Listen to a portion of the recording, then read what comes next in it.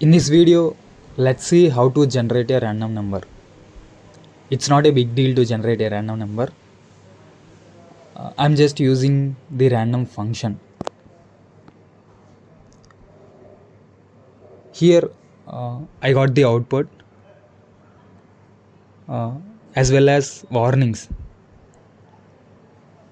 To overcome the warnings, we must use the header file, that is stdlib.h,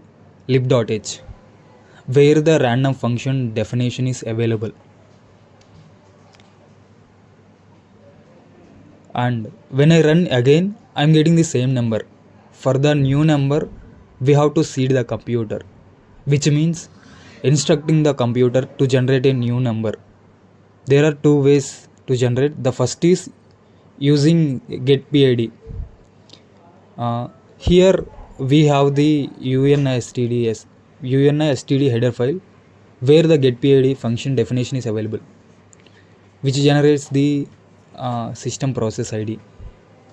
The next is time.h.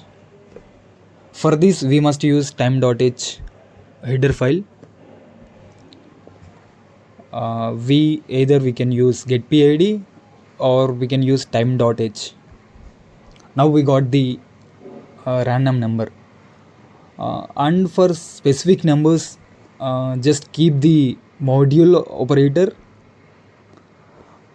ran by modulo operator. So we get till that number. So here I'm giving module 10. I get 0 to 9. So for getting 100 numbers, we just need to use 100, module 100. So we get till 99.